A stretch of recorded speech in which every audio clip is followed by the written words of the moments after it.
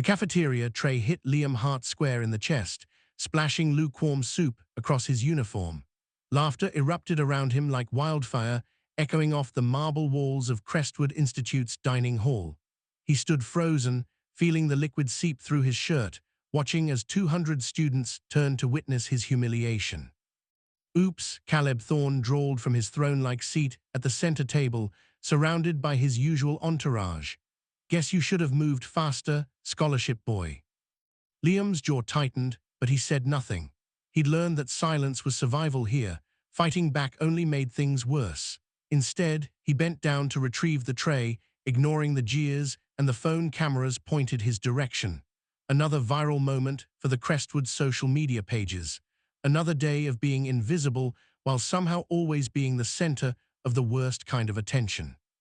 "Clean that up before someone slips," barked Mrs. Henderson, the cafeteria supervisor, as if he'd thrown the tray at himself.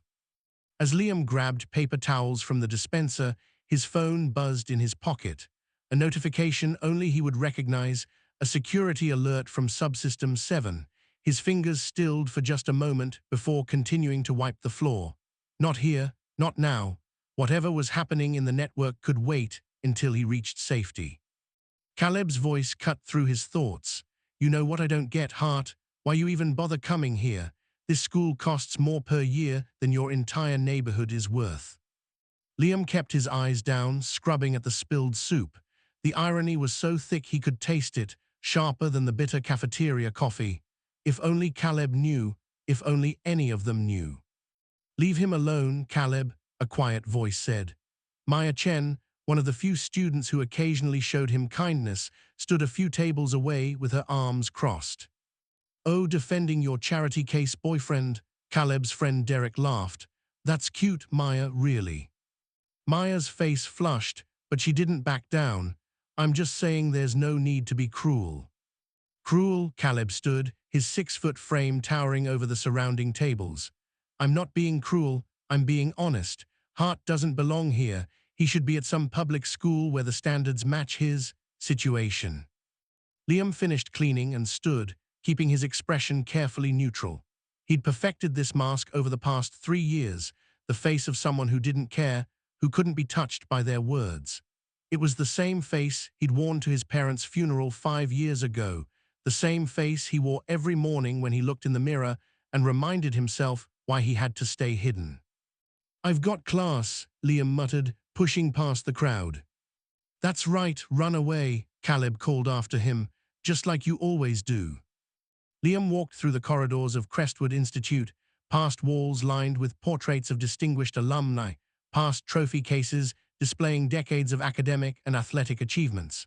The school his parents had built from the ground up, transforming it from a failing prep school into one of the nation's most prestigious institutions. The school where he was treated like dirt beneath everyone's expensive shoes.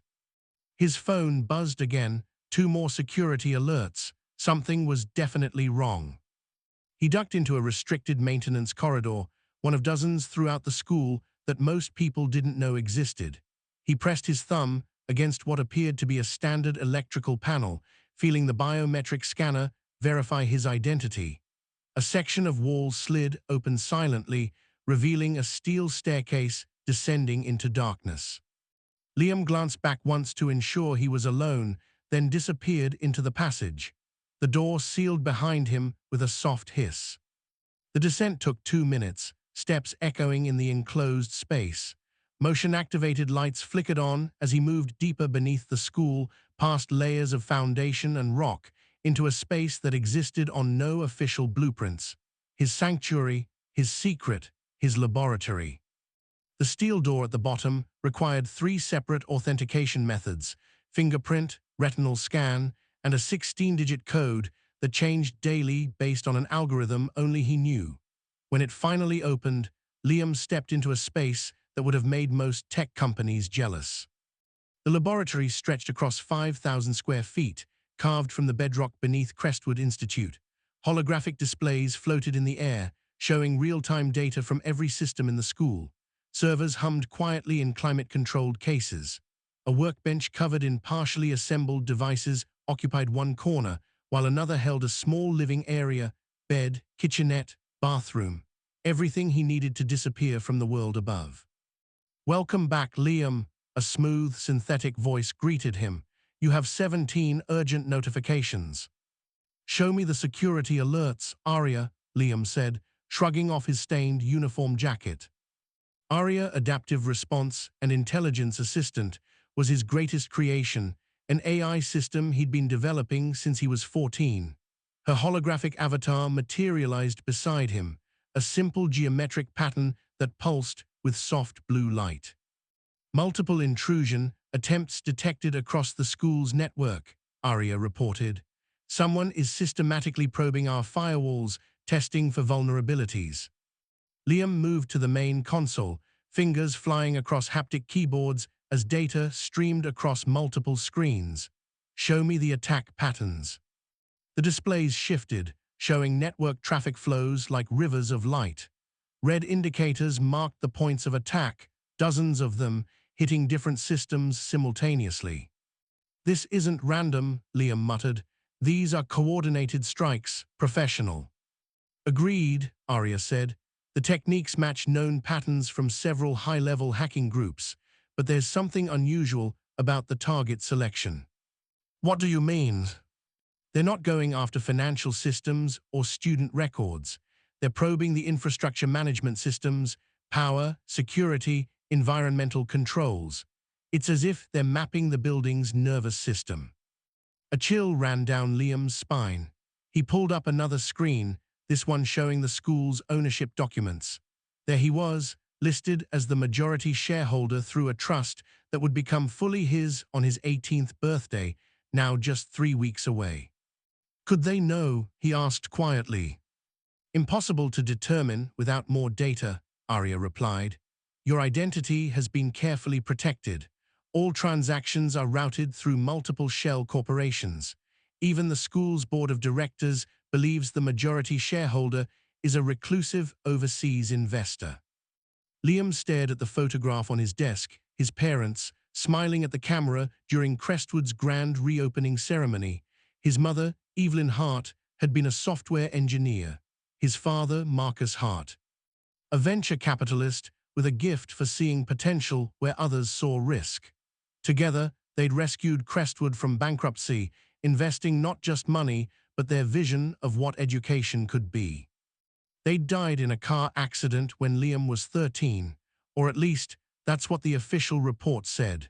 Liam had spent 5 years digging through the evidence, and the more he uncovered, the less he believed in accidents. "Arya, pull up the files on my parents' crash." "Liam, we've been through this hundreds of times. You need to. Just do it." The screens shifted, displaying police reports, traffic camera footage, forensic analyses. His parents' car, a Tesla with state-of-the-art safety features, had apparently accelerated off a cliff on a clear night with perfect road conditions. The investigation had concluded brake failure, but Liam had found evidence of electronic tampering in the vehicle's computer system, signs that someone had remotely hijacked the controls. He'd taken his findings to the police, to the FBI, to anyone who would listen. They'd all given him the same response, a grieving child seeing conspiracies where none existed. So he'd stopped talking and started preparing. If someone had killed his parents, if someone was coming for him next, he'd be ready. "The timing is suspicious," Arya noted. "These attacks begin 3 weeks before your 18th birthday, when you gain full legal control of your inheritance, which includes Crestwood, my parents' investment portfolio, and the patents to some very valuable technology." Liam pulled up another file, the designs his mother had been working on before she died. Quantum encryption algorithms that would revolutionize data security. Whoever killed his parents might have been after those designs. "I'm setting up additional security protocols," Liam said. "If these people want to come after the school, they're going to find out it has teeth." He worked for the next 2 hours, reinforcing firewalls, deploying intrusion detection systems, setting up honeypots to trap and trace any further attacks. It was delicate work. He had to protect the school without revealing that someone was actively defending it. As far as anyone knew, Crestwood's security systems were standard, maintained by a contracted IT company. They had no idea the real protection came from beneath their feet.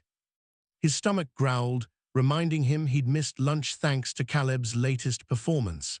Liam heated a frozen meal in the kitchenette microwave, eating while he monitored network traffic. Everything seemed quiet now. Maybe the attackers had backed off. Then Arya's voice cut through the silence. "Liam, we have a problem." "What kind of problem?" "Someone just uploaded a virus into the school's climate control system. It's spreading fast." Liam abandoned his meal, racing to the console. The virus was elegant, sophisticated. It would gradually increase the temperature in the building's science wing, where several laboratories stored volatile chemicals. Nothing explosive, not immediately, but if the temperature reached critical levels. "How long until the failsafes trigger?" Liam asked. "The virus has disabled the automated failsafes. Manual intervention required within 40 minutes, or the chemistry lab could become a disaster zone."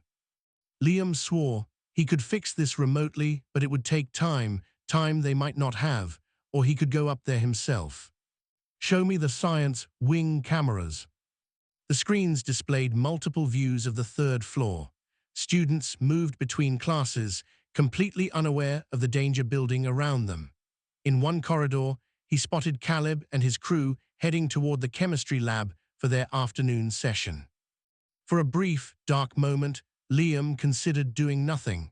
Let Caleb walk into a disaster of his own making. Let him feel what it was like to be powerless. But then he saw Maya Chen entering the same corridor, books clutched to her chest.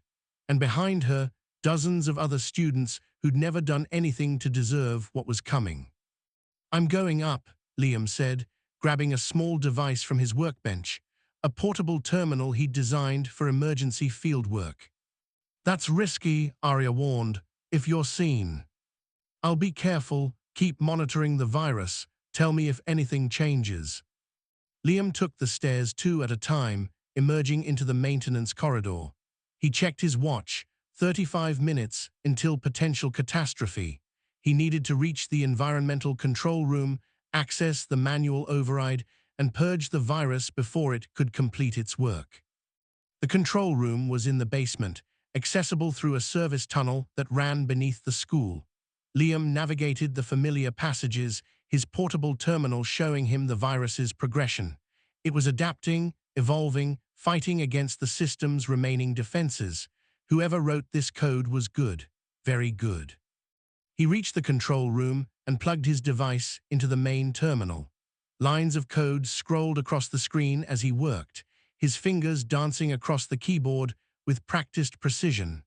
The virus had nested itself deep in the system's core, protecting its payload while continuing to manipulate temperature controls. "Come on," Liam muttered, writing a counter-program to isolate and remove the infection. "Come on."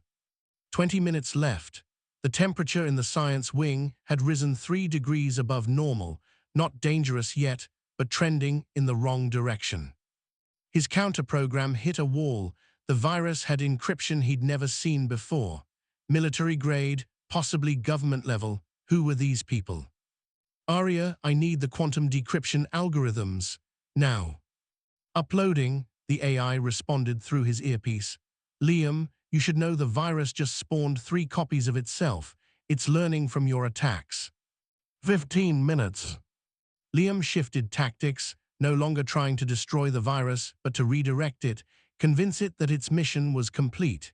He created false sensor readings, phantom temperature spikes that suggested the chemicals had already reached critical levels.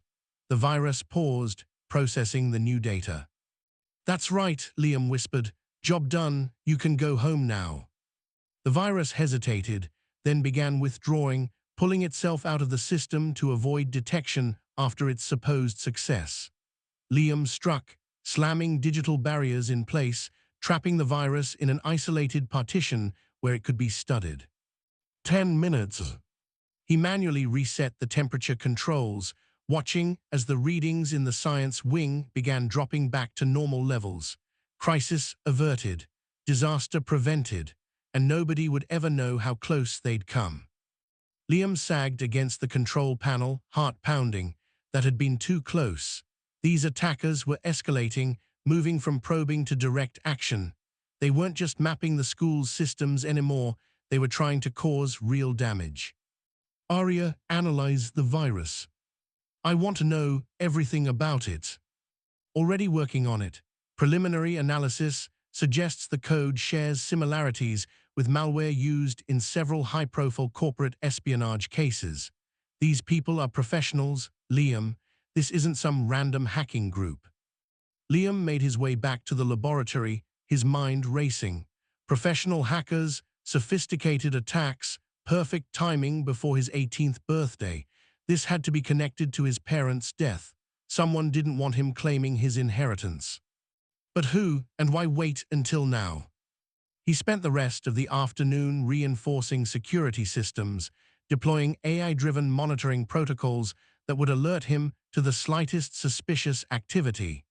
By the time school ended, he'd turned Crestwood Institute into a digital fortress. Then Arya's voice interrupted his work. Liam, you need to see this. What now?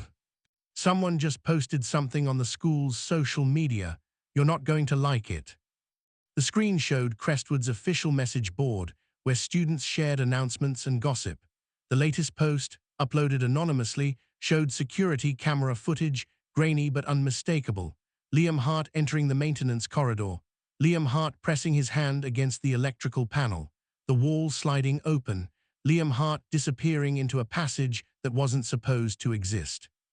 The caption read, "What's the scholarship boy hiding? Where does that tunnel lead? And why does he have access to restricted areas?" The post had been up for 10 minutes and already had over 200 comments. Students were speculating, theorizing, demanding answers. Some thought he was stealing from the school. Others suggested he was living in the building illegally. A few, disturbingly close to the truth, wondered if he had some connection to the school's mysterious owner. Delete it, Liam said. Scrub it from the servers, from every device that accessed it. Make it disappear. I can do that, Arya replied, but people have already seen it. They've taken screenshots once information enters the wild. Just do it. Within seconds, the post vanished, along with every cached copy Arya could find. But the damage was done. Questions had been planted, suspicions raised. Liam's carefully maintained invisibility was cracking. His phone buzzed. A text from Maya Chen. Hey, people are talking about you. Are you okay? Do you need help? He stared at the message, fingers hovering over the keyboard. What could he possibly say? Everything's fine, just dealing with mysterious hackers who might have killed my parents and are now trying to destroy the school I secretly own. Yeah, that would go over well. He typed back, I'm fine, just a misunderstanding. 3 dots appeared as Maya typed a response, then disappeared, then appeared again. Finally, if you need to talk, I'm here. Liam set the phone down, a strange warmth in his chest. Maya had been kind to him since freshman year, one of the few students who treated him like a person rather than an inconvenience. He'd always kept his distance, knowing that getting close to anyone was dangerous when you were living a lie. But her consistent kindness wore at his defenses. Arya, who posted that video.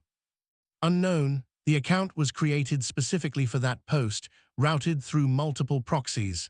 But I can tell you when the footage was recorded, this morning, during your lunch period exit. So someone had been watching him, waiting for him to lead them to his secret. The question was whether they were connected to the hackers or if this was a separate problem. Keep monitoring the situation, Liam said. Alert me if anything else appears. He tried to return to work, but concentration eluded him. The walls were closing in. Soon he'd have to make a choice, stay hidden and risk losing everything, or reveal himself and face whatever consequences came. The next morning arrived with new chaos. Liam reached the school to find the main entrance surrounded by fire trucks and police cars. Students clustered in groups on the lawn, phones out, recording everything. What happened? He asked a sophomore standing near the edge of the crowd. Somebody hacked the alarm system last night, the girl said excitedly, triggered every sprinkler in the building. The whole first floor is flooded. Liam's blood ran cold. He'd been monitoring the systems all night. There hadn't been any alerts, which meant the attackers had found a way around his defenses. "Anyone hurt?" he asked. "Nah, it happened at like 3 in the morning, but check it out. They're saying it's gonna take days to clean up. We might get the rest of the week off." Students cheered at the prospect of unexpected vacation, but Liam saw the bigger picture. The attackers were sending a message: "We can reach you anytime, anywhere. Your defenses mean nothing." Principal Richardson emerged from the building, looking harried. "Students, we will not be canceling classes. The damage is confined to the first floor. We'll be using alternative spaces for affected classrooms. Please proceed to your homerooms for further instructions." Groans rippled through the crowd, but students began filing toward the side entrances. Liam followed, mind racing. He needed to get to his lab, figure out how they'd bypassed his security. But as he moved with the crowd, he noticed Caleb and Derek watching him with unusual intensity. When he made eye contact, Caleb smiled, not his usual mocking grin, but something sharper, more calculating. "Hart," Caleb called out. "Interesting timing, don't you think?" Liam stopped. "What are you talking about?" "The flooding. It happens right after that weird video of you disappears from the message board. Makes a guy wonder if maybe you're trying to destroy evidence." Several students turned to listen, sensing drama. Liam kept his expression neutral. "You think I flooded the school? How would I even do that?" "I don't know," Caleb said, taking a step closer. "But you clearly have access to places you shouldn't, and let's be honest, you've got plenty of reasons to want to hurt Crestwood." "That's insane." "Is it?" Derek chimed in. "You're the only scholarship student here. You obviously resent the rest of us. Maybe you finally snapped." "I didn't do anything," Liam said, but he could see doubt spreading through the watching students. The outcast, the outsider, the one who never fit in. Of course they'd believe he was responsible. Maya pushed through the crowd. "That's ridiculous, Caleb. Liam wouldn't hurt anyone." "Oh, here comes his defender again," Caleb laughed. "You know, Maya, maybe you should be careful who you associate with. When they figure out Hart's behind this, you don't want to be caught in the fallout." "Come on, Liam," Maya said, taking his arm. "Don't listen to them." She led him away from the crowd, toward the building's side entrance. Liam's mind was spinning. The attackers weren't just targeting the school's systems anymore. They were targeting him personally, setting him up to take the fall for their attacks. "Thanks," he said quietly. "Don't mention it." Maya paused, then added, "But Liam, that video yesterday, what was that about?" "It's complicated."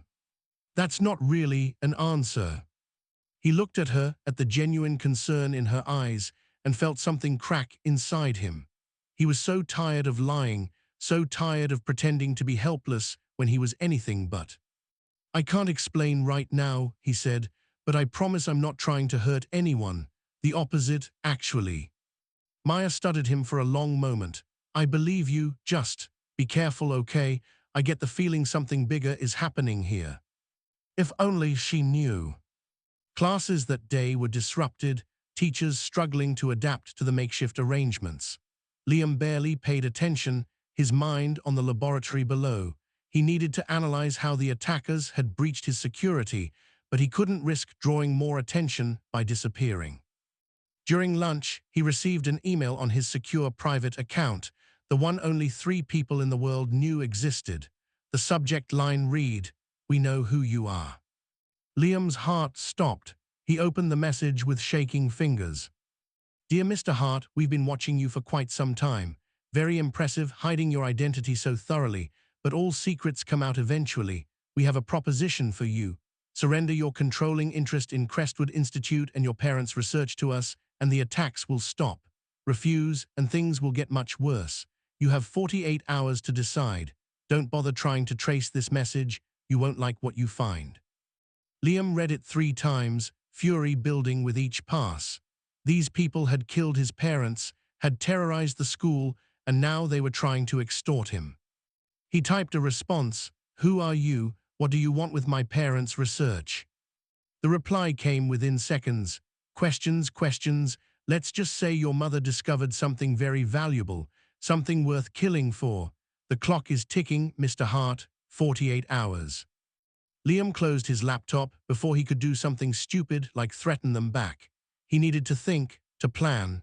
Surrendering was obviously not an option. These people had murdered his parents. But fighting back meant exposing himself, ending the secret life he'd maintained for 5 years. Unless he could find a middle path. Arya, he said into his phone, disguising the conversation as a normal call. I need you to prepare defense scenario Omega. Are you certain? The AI responded. That protocol involves significant risk. I'm certain. These people want to force my hand. Let's show them what that actually means. He spent the rest of the day preparing, skipping his afternoon classes to work in the laboratory. Defense Scenario Omega involved activating every security system in the school, transforming Crestwood Institute from a prep school into something closer to a fortress. Hidden cameras would come online, automated defenses would activate, and everyone would know something was very wrong. But it would also make the school nearly impossible to attack. The hackers wanted to hurt people to get to him. He'd take away their ability to do harm. Arya, how long until the system is ready? 6 hours for full deployment. But Liam, you should know the board of directors meeting is scheduled for tonight. They'll be in the building when the systems activate.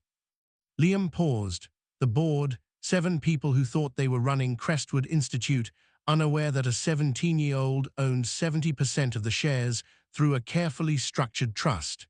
If they were in the building when everything went active. Actually, that might work in our favor, he said slowly. Get me into their meeting. What? Hack their video conference system. I'm going to talk to them. Liam, that's necessary. Do it. 8 p.m. found Liam sitting in his laboratory, wearing his best suit, hair actually combed for once. The board of directors meeting streamed across his main screen, 7 faces in video windows, all of them looking confused as their system suddenly displayed a new participant. Who is this? Demanded Theodore Blackwell, the board chairman. How did you get into this call? My name is Liam Hart, he said, keeping his voice steady despite his pounding heart. And I'm the majority shareholder of Crestwood Institute. Silence, then everyone started talking at once. That's impossible. The majority shareholder is. Someone disconnect this call. Let him finish, said Victoria Cross, the only board member who'd known his parents. I want to hear what he has to say. Liam pulled up documents on the screen, trust papers, ownership records, all the legal proof of his claim. My parents, Evelyn and Marcus Hart, saved this school 15 years ago. When they died, their shares passed to me through a trust administered by Grayson and Associates. That trust becomes fully mine in 3 weeks. This is absurd, Blackwell sputtered. Even if this is true, and I'm not saying it is, why reveal yourself now? Why all this theatricality? Because someone is attacking the school, Liam said. The flooding yesterday, the climate control virus, the network intrusions, these aren't random incidents. Someone is trying to force me to surrender my inheritance. What virus? Asked Richard Chen, the facilities director. What are you talking about? 2 days ago, someone uploaded malware into the climate control system. If I hadn't stopped it, the chemistry lab would have become a hazard zone. Yesterday's flooding was another attack, and they've promised to escalate if I don't give them what they want. You stopped the virus? Victoria asked quietly. How? Because I've been protecting this school for the past 3 years. The network security, the upgraded systems, the 0 successful cyber attacks until this week. That was all me, working from a laboratory my parents built beneath the foundation. Maury stunned silence. Then Blackwell leaned forward. You expect us to believe that a 17-year-old student has been running sophisticated security operations without anyone noticing? I can prove it. Ask Arya to display subsystem authentication logs. A new voice filled the conference call, Arya's smooth synthetic tones. Good evening, board members. My name is Arya, and I am the AI security system protecting Crestwood Institute, displaying requested authentication records now. Data flooded the screens, showing 3 years of system maintenance, security patches, threat responses, all signed with Liam's credentials. "My God," Richard Chen whispered, "it's really you, the ghost admin we've been trying to identify for years." "I had to stay hidden," Liam explained.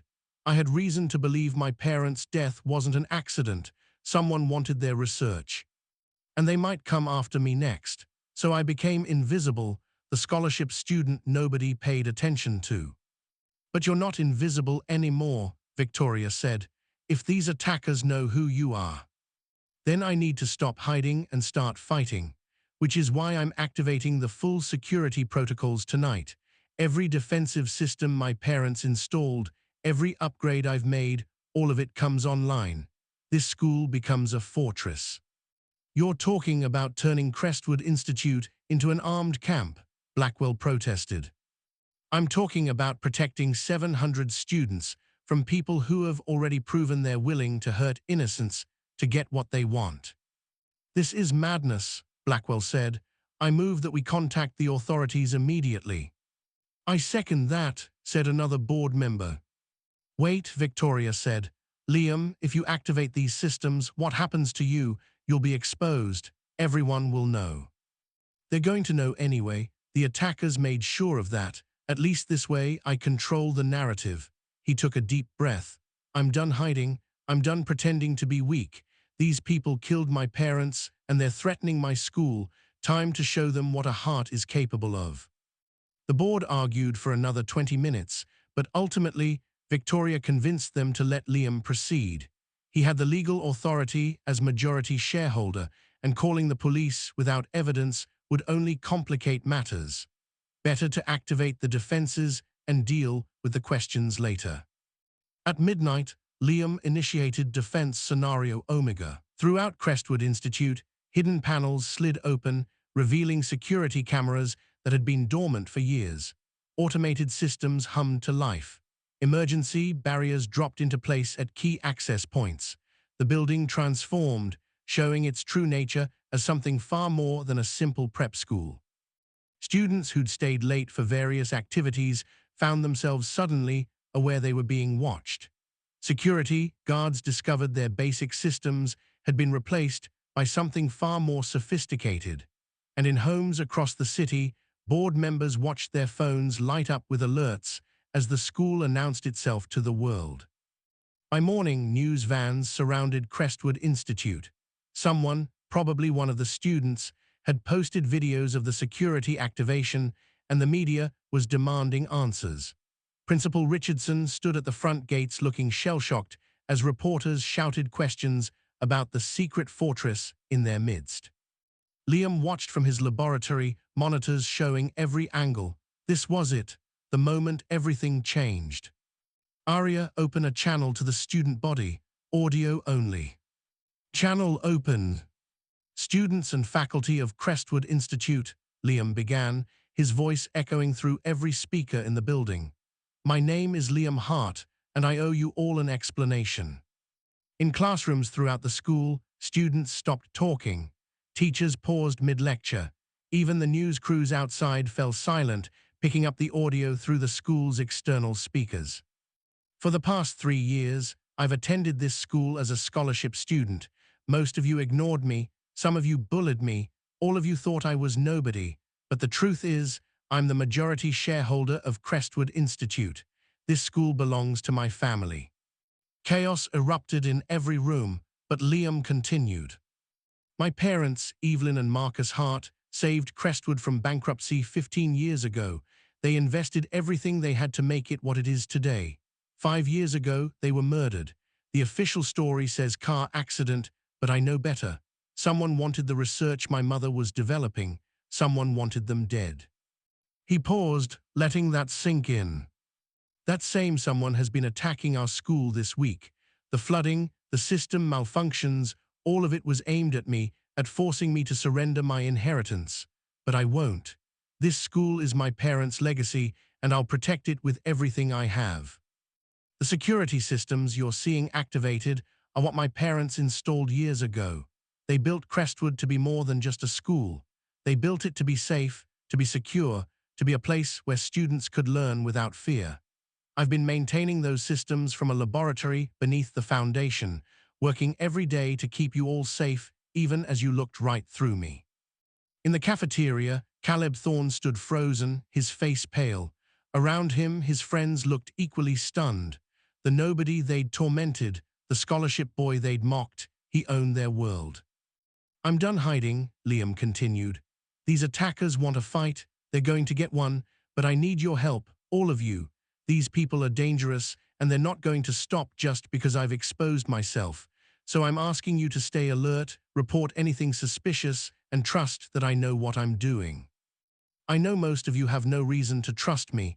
I've been lying to you for 3 years, but everything I did to protect you, and I'll keep protecting you no matter what it costs."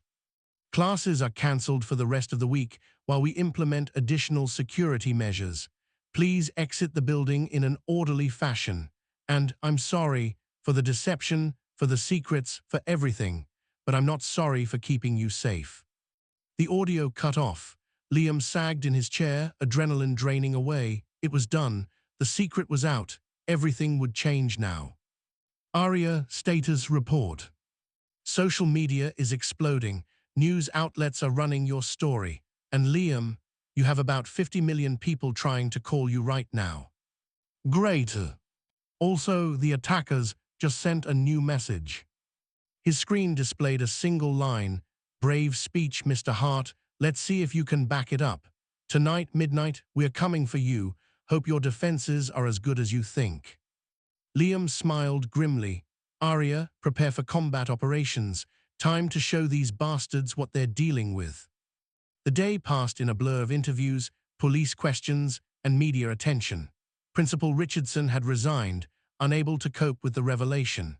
Victoria Cross stepped in as interim head, working with Liam to coordinate the school's response. The board of directors issued a statement confirming Liam's ownership and pledging to support whatever measures he deemed necessary. Students reacted in various ways. Some were excited, treating the whole thing like a movie plot. Others were scared, pulling their children from the school. A few, like Maya, just seemed concerned. She found him in his laboratory that evening, having convinced the security systems to let her through. "So this is where you've been hiding," she said, looking around at the high-tech space. "It's impressive." "Thanks," Liam continued, calibrating defense systems, preparing for the coming attack. "Sorry, I couldn't tell you before."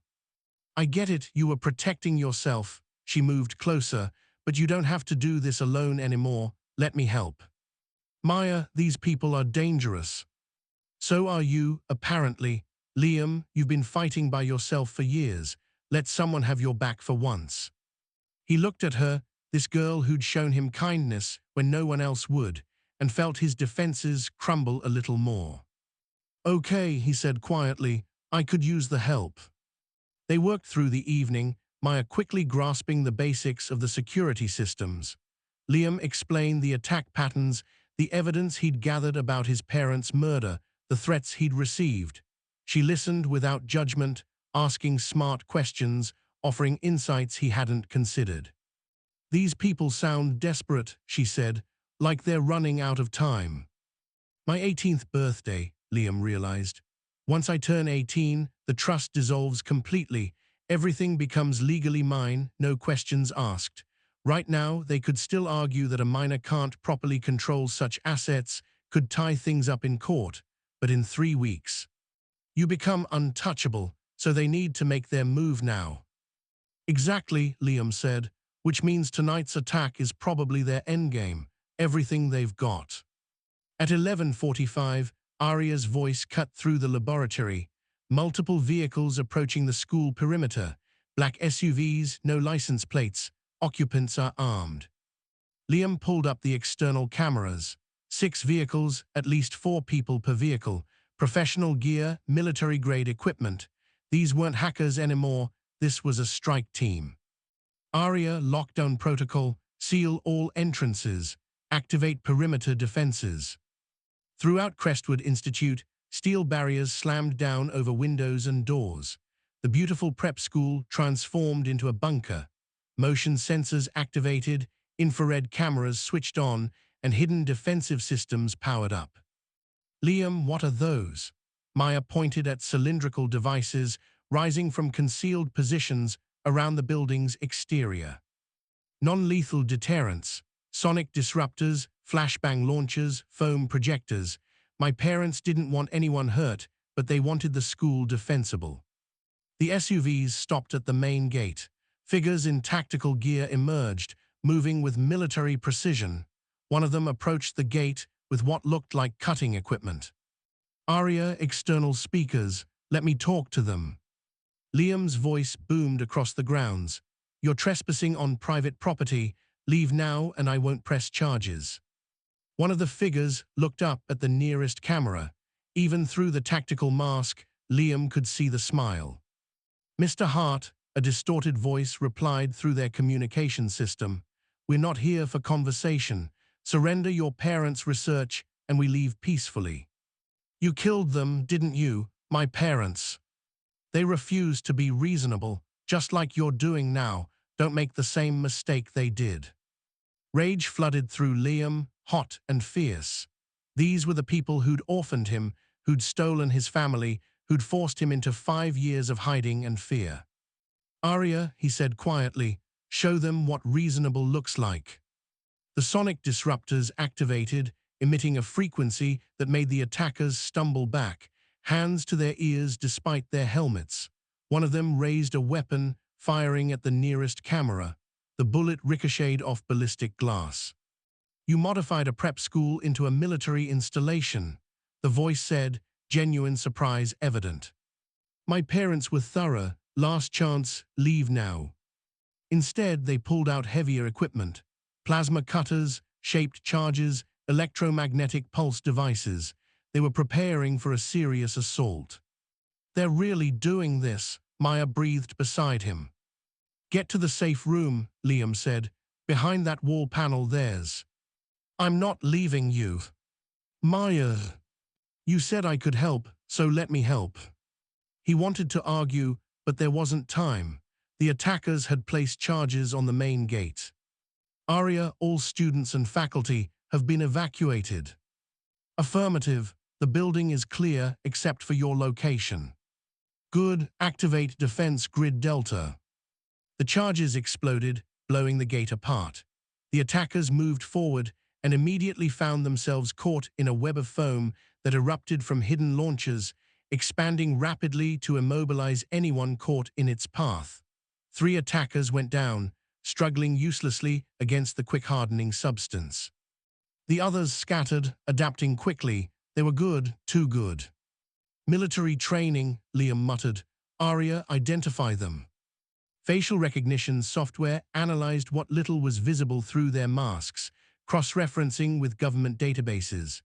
Results popped up on screen: former special forces, dishonorably discharged, now working as private security for a shell corporation.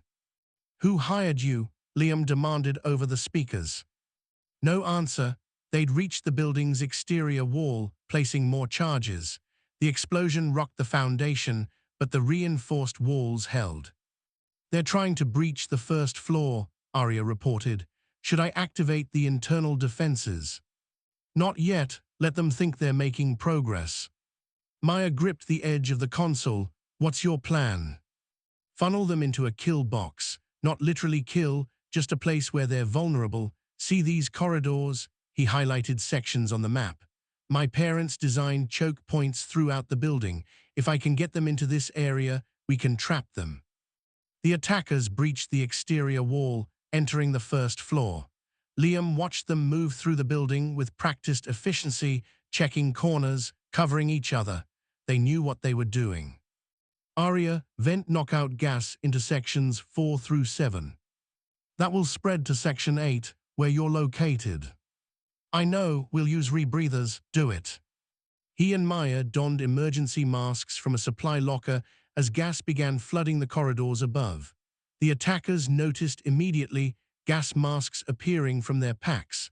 Of course, they'd come prepared. Plan B, Liam said. ARIA electromagnetic pulse localized to the first floor. That will fry every electronic device in range, including theirs, and possibly some of our systems. They're trying to reach the second floor. We need to slow them down.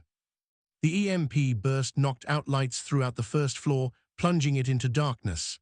Emergency lights kicked in, bathing everything in red. The attackers' night vision goggles sparked and died. Radios went silent. They were blind and isolated. But they kept coming. Whoever had trained these people had prepared them well. Liam's fingers flew across the keyboard, sealing doors ahead of them, forcing them toward the choke point. The attackers seemed to realize they were being herded, but had no choice. Every other route was blocked. They entered Section 5, a large open area that had once been planned as a cafeteria annex. As soon as the last attacker crossed the threshold, Liam activated the trap. Steel barriers slammed down over every exit. Automated turrets emerged from the ceiling, not with bullets, but with tranquilizer darts. Flashbang devices detonated in sequence, disorienting the attackers. Foam launchers fired from multiple angles, catching 3 more assailants. The remaining attackers fired back at the turrets, destroying several, but it wasn't enough. Within 30 seconds, all but 2 had been incapacitated. Those final 2 made a desperate run for the exterior wall, placing their remaining charges. The explosion blew a hole to the outside, and they disappeared into the night. ARIA, deploy the drones. Don't let them escape. Small quadcopters emerged from hidden bays around the building, their spotlights cutting through the darkness. Police sirens wailed in the distance. Someone must have called about the explosions. Liam slumped in his chair, adrenaline crash hitting hard. They'd won. They'd actually won. Maya pulled off her mask, eyes wide. That was insane. That was necessary. He pulled up the feed showing the trapped attackers, all of them restrained and sedated. ARIA, secure holding. Keep them contained until the police arrive. Already done. Liam, the 2 escapees went aground near the athletic fields. Drones have them pinned, but they're armed. Keep them there, let the police handle it. He turned to Maya. You okay? I just watched you turn our school into a tactical battlefield. I don't know if okay is the right word. She laughed shakily. But yeah, I'm okay. You. Before he could answer, one of the trapped attackers began speaking, his distorted voice carrying through the security feed. You can't win, Hart. We're just the first wave. They won't stop coming. Liam activated his microphone. Who's they? Who sent you? You really don't know, the attacker laughed. Your mother discovered something she shouldn't have. Quantum encryption algorithms that would make current security systems obsolete. Do you have any idea how many people would kill to bury that technology? Governments, corporations, intelligence agencies, they all want it gone. My mother was trying to help people make data more secure. And in doing so, she threatened a $1 trillion surveillance industry. You can't make the world too secure, kid. Some people need to be watched. Your parents didn't understand that. They thought they were heroes. They were threats. So you killed them. I didn't personally, but yeah, they had to go. And now so do you. Your 18th birthday might save you legally, but there are other ways to stop someone. Ways that don't leave evidence. Ice flooded Liam's veins. You're saying there are more attacks coming. I'm saying you should take the money and run. Sell the research, scatter the backups, disappear. Because if you try to carry on your parents' work, you won't live to see 19. The police arrived moments later, flooding the school with officers. Detective Sarah Morrison, who'd worked his parents' case 5 years ago, found Liam in the laboratory. Mr. Hart, she said, looking around at the high-tech space with barely concealed amazement. We need to talk. He told her everything. The attacks, the threats, the evidence he'd gathered about his parents' murder. She listened, taking notes, her expression growing darker with each revelation. This is bigger than I thought, she said finally. If what that attacker said is true, you're dealing with serious players, government-level serious. So what do I do? Officially, you come into protective custody until we can sort this out. Unofficially, she leaned forward. You keep your head down, finish school, and think very carefully about whether your parents' research is worth dying for. It was worth dying for to them. And look where that got them. I'm sorry, Liam, but you're 17 years old. You shouldn't have to fight this battle. Then who will? These people killed my parents and tried to destroy my school. They're not going to stop just because I hide. Detective Morrison sighed. At least let us help. The FBI has a cybercrime division that can. The FBI had all the evidence 5 years ago and called it an accident, Liam interrupted. No offense, detective, but I don't trust the authorities to handle this. That's a dangerous attitude. Dangerous is what those people were tonight, and I stopped them, me, not the police, not the FBI, me. She studied him for a long moment. You're just like your mother, she was stubborn too, brilliant but stubborn. You knew her. I worked security for one of the tech conferences she spoke at. She told me about her quantum encryption project, how it was going to change the world. She was so excited about the potential. Morrison's expression softened. She also showed me pictures of her son, talked about how proud she was of you. Liam's throat tightened. Did she ever mention being threatened? Not to me, but that doesn't mean she wasn't. Your mother played things close to the vest sometimes. The detective stood. Look, I can't force you into protective custody, but I'm assigning officers to watch the school. And Liam, be careful who you trust. If these people have the resources to hire former special forces, they have the resources to plant someone close to you. After she left, Liam sat in the silence of his laboratory, her words echoing in his mind. Trust no one. His parents had probably thought the same thing, and they'd still been killed. Maya appeared in the doorway, police finally gone. Yeah, they took the attackers, took statements, told me to be careful. He rubbed his eyes. Standard procedure for attempted corporate espionage, apparently. Is that really what this is? Corporate espionage? I don't know anymore. That attacker made it sound like there's a whole conspiracy to keep encryption weak, to keep surveillance easy. Like my mother stumbled into something huge without realizing it. Maya sat beside him. So what now? You keep fighting. What choice do I have? You could do what that detective said. Sell the research, take the money, live your life. Liam looked at the photograph of his parents on his desk. His mother's smile, his father's proud stance. They'd believed in making the world better, even when it cost them everything. They died for this, he said quietly. If I just give up, if I let their work disappear, then they died for nothing. Or, Maya said gently, they died so you could live. Maybe the best way to honor them is to choose survival. He wanted to argue, to insist he had to fight, but exhaustion was setting in. The adrenaline, the fear, the weight of everything, it was crushing. I need to sleep, he said finally. We can figure out the rest tomorrow. The next few days passed in a blur of media attention and police investigations. Liam gave interviews, answered questions, became a minor celebrity. The story had everything the news loved: a secret heir, murdered parents, high-tech battles, mysterious conspiracies. Students returned to school with a new wariness, eyeing the security systems that had always been there but invisible. Some avoided Liam entirely. Others wanted to be his friends suddenly, drawn by his newfound fame. Caleb Thorne had transferred to another school, unable to face the shame of having bullied Crestwood's owner. Through it all, Liam waited for the next attack, but nothing came. Days turned into a week, then two. His 18th birthday approached with no incidents, no threats, no mysterious emails. Maybe they gave up, Maya suggested one afternoon as they sat in his laboratory, now an officially recognized space rather than a secret. Or maybe they're planning something worse. Liam pulled up news reports on various cyber attacks around the world. Look at this, 3 major corporations hit by ransomware in the past week, a government database breach, power grid failures in 2 cities. The patterns are similar to what hit us. You think it's the same people? I think they're sending a message. They can hurt more than just me. They can hurt anyone, anywhere. His phone buzzed. An email from an unknown sender routed through so many proxies that Arya couldn't trace it. Mr. Hart, congratulations on surviving our first encounter.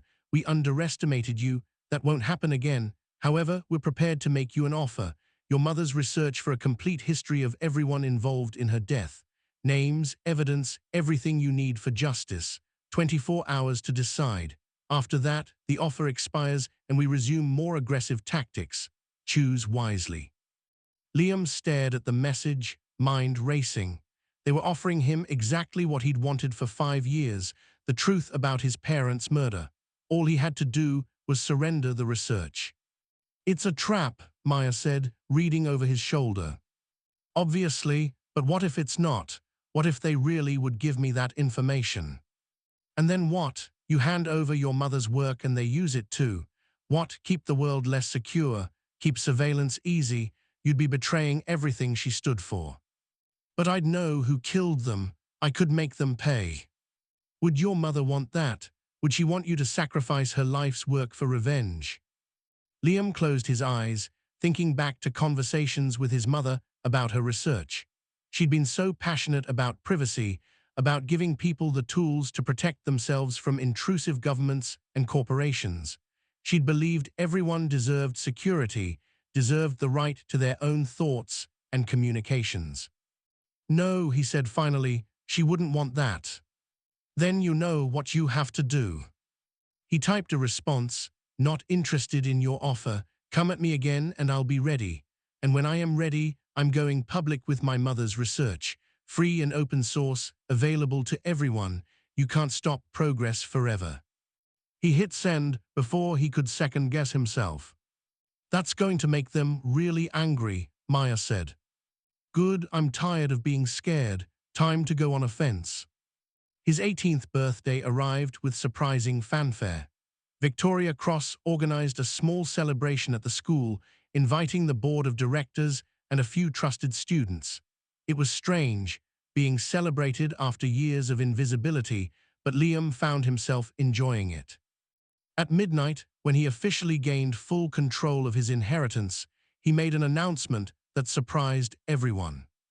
I'm creating the Evelyn and Marcus Hart Foundation, he told the assembled group, dedicated to developing and distributing free encryption technology. Everything my mother was working on, everything I've developed since, it's all going to be open source, available to anyone who wants it. Shocked silence, then Victoria started clapping and others joined in. You understand this will make you even more of a target, she asked. I understand, but my parents didn't die so I could hide their work in a vault. They died trying to make the world better.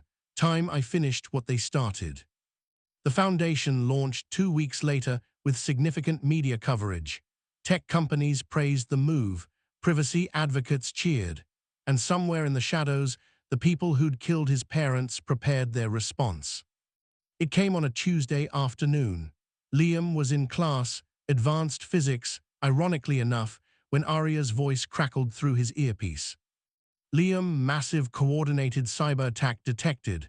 They're hitting everything, the foundation servers, the school systems, your personal accounts. It's big.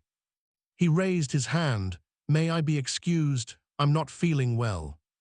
The teacher, who now knew exactly who he was, nodded sympathetically. Liam hurried to his laboratory, Maya following close behind. The screens showed chaos. The attackers had launched a distributed denial-of-service attack on a scale he'd never seen, trying to overwhelm the Foundation's servers and prevent the encryption software from being distributed. They're using a botnet, Arya reported. Millions of compromised computers worldwide, all hitting us simultaneously. Can you stop it? Not all of it, but I can route around the worst of it, keep the servers online long enough to distribute the software to mirror sites. Liam's fingers flew across the keyboard, helping Arya implement countermeasures. The attack was sophisticated, adaptive, learning from their defenses and evolving. Whoever was behind this had serious resources. There, Maya pointed, that traffic pattern is different. It's not part of the DDoS attack. She was right. While the botnet hammered their front door, something else was trying to sneak in the back. A targeted intrusion attempt aimed at stealing the source code before it could be released. ARIA honeypot protocol let them think they're succeeding. They created a fake vulnerability, a seemingly unguarded entrance to the servers. The intrusion attempt took the bait, diving into the trap. Once inside the honeypot, ARIA began tracing the attack back to its source. Got them, she announced. The signal is routing through 17 different proxies, but the original location is interesting. A map appeared on screen, showing a location in Geneva, Switzerland, a building that housed several international organizations and corporate offices. Can you narrow it down? Liam asked. Working on it. There are 43 different entities in that building, cross-referencing with known cybersecurity firms, intelligence contractors, and oh no. What? The signal is coming from Sentinel Global Solutions. They're a private intelligence company. Liam, they work for governments, multiple governments. The implications hit like a physical blow. This wasn't just corporate espionage. This was state-level opposition. How do we fight that? Maya asked quietly. We don't, Liam said. We outlast them. ARIA, distribute the software to every mirror site we have. Flood the internet with it. Make it impossible to suppress. Understood. Initiating mass distribution. The encryption software began spreading across the internet like wildfire. Open-source repositories, file-sharing networks, encrypted messaging apps, anywhere people could access it. Within an hour, millions of downloads. Within 2 hours, tens of millions. The DDoS attack continued, but it no longer mattered. The cat was out of the bag. Evelyn Hart's quantum encryption algorithms were now available to anyone who wanted them. Liam received another email. This one was different, a video file. He opened it carefully, scanning for malware. Clean. The video showed a middle-aged man in an expensive suit, sitting in what looked like a corporate office. His face was calm, almost friendly. Mr. Hart, the man said, my name is Richard Castlane. I represent several organizations with an interest in global security. First, let me congratulate you on your victory today. You've successfully distributed your mother's research. Well done. Pause, the friendly expression never wavered. However, you should understand what you've done. Your mother's encryption makes surveillance difficult. Not impossible, but difficult. That surveillance keeps people safe. It stops terrorists, catches criminals, prevents attacks. By making it freely available, you've just made the world more dangerous. Now I'm sure you believe you're doing the right thing. Privacy, freedom, all those noble ideals. But the reality is more complex. Sometimes, for the greater good, certain freedoms must be limited. Your mother understood this eventually. That's why she had to be stopped. Liam's hands clenched into fists. You're wondering if I'm confessing to murder. Legally speaking, no. I'm simply explaining reality. Your parents were collateral damage in a larger conflict. Unfortunate but necessary. You, however, still have a choice. You can continue this crusade and face similar consequences, or you can walk away. Enjoy your inheritance, live your life, accept that some battles can't be won. We won't come after you if you stop. That's a genuine offer. Think about it, Mr. Hart. Is your mother's dream worth dying for? Because we both know how this ends if you continue. Your parents proved that. The video ended. Liam sat in silence, the threat hanging in the air. They'd essentially admitted to killing his parents and promised to kill him too if he didn't back down. We need to go to the police, Maya said. That's a confession, he admitted. He admitted nothing that would hold up in court. No names, no specifics, plausible deniability everywhere. These people are professionals, Maya. They know exactly how to avoid legal consequences. So what do you do? Liam thought about his parents, about their dreams of a more secure world. He thought about all the people who could now protect their communications, their data, their privacy. He thought about the choice he had to make, safety or principle. I keep going, he said finally. They think threatening me will work. They don't understand.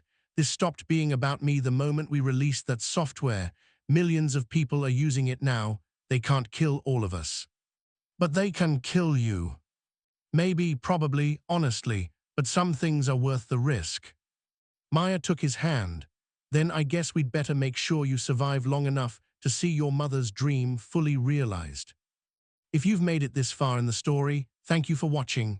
Please like this video and subscribe to our channel for more thrilling stories. Drop a comment below telling us what you think Liam should do next, and don't forget to hit that notification bell so you never miss an upload. Over the following months, Liam transformed from a hidden genius into a public figure. He gave interviews about privacy and security, testified before congressional committees about surveillance overreach, became the face of a movement advocating for individual digital rights. The threats continued. Attempted hacks, suspicious vehicles following him, anonymous warnings. But Liam had something his parents hadn't: advance warning and preparation. He hired legitimate security, worked with law enforcement, and most importantly, made his work too public to easily suppress. The Hart Foundation grew rapidly, releasing additional tools and technologies that built on his mother's original research. Each release was met with attempts to stop it, but none succeeded. The technology had spread too far, become too entrenched. Crestwood Institute became a symbol of resistance against surveillance overreach. Students who'd once bullied Liam now studied his work in classes dedicated to privacy technology. The school his parents had saved became a training ground for the next generation of digital rights activists. One evening, 6 months after his 18th birthday, Liam stood in his laboratory with Maya, reviewing the Foundation's latest projects.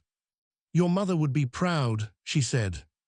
"I hope so. I wish I could ask her, get her advice on where to take things next." "I think you already know. You've been following her path all along." He looked at the photograph on his desk, at his parents' smiling faces. They'd died for believing in a better world. He'd nearly died several times for the same belief, and somehow, against all odds, they were winning. ARIA status report on Project Sanctuary. 93% complete. The distributed encryption network will be fully operational within 2 weeks. Once active, it will be mathematically impossible to conduct mass surveillance on participating users. Project Sanctuary, the culmination of his mother's research and his own developments. A system that would finally realize her dream of truly private communication. Governments and intelligence agencies were already lobbying against it, but the technology was open source. Anyone could run a node. Anyone could participate. 2 weeks, Liam said. 2 weeks and we change everything. His phone buzzed. Detective Morrison. "Liam, we've made arrests in your parents' case. That video you sent us gave us enough to start pulling threads. Richard Castellane is in custody, along with 3 others. It's not everyone involved, but it's a start." Liam felt something release in his chest, a tension he'd been carrying for 5 years. Justice, finally. "Thank you, Detective. Thank your stubbornness and your mother's brilliant work. We found evidence that their encryption broke open several cases we couldn't crack before. She helped people, Liam. Even after death, she's still helping people." After the call ended, Liam stood at his workstation, looking at the lines of code scrolling across his screens. His mother's algorithms, refined and expanded, about to be deployed worldwide. "Hey," Maya said softly, "you okay?" "Yeah, just thinking about how different everything could have been. If I'd stayed hidden, if I'd given up, if I'd let them win." "But you didn't." "No, I didn't," he smiled. "My parents raised me to believe that some things are worth fighting for. Took me a while to really understand what that meant, but I get it now." The laboratory hummed around them, a hidden sanctuary beneath a school where a lonely boy had once been invisible, where he'd built himself into someone who could change the world, where he'd learned that being seen meant being vulnerable, but it also meant having the power to make a difference. Liam Hart had spent years beneath the school, hiding from the world. Now he stood above it, challenging systems that had seemed unchangeable, fighting battles his parents had started. And while the threats remained, while danger lurked in shadows, he was no longer afraid. Because beneath the school had always lain more than just an heir to a fortune. Beneath the school had lain the heir to a dream of a world where privacy mattered, where individuals had power, where the weak could stand against the strong. And that dream, finally, was becoming reality. If you enjoyed this story, we have many more thrilling tales waiting for you. Subscribe now so you don't miss the next adventure. Leave a comment telling us what story you'd like to see next, and give this video a thumbs up to help others discover it. Thank you for watching, and remember, sometimes the most powerful people are the ones nobody sees coming. The screen went dark, but somewhere in Geneva, in a high-rise office, Richard Castellane sat in a holding cell and wondered how a 17-year-old boy had managed to bring down an organization that had operated in shadows for decades. The answer was simple. Liam Hart had inherited more than money or technology. He'd inherited his parents' unwavering belief that the future belonged to those brave enough to build it. And build it he would, one line of code at a time.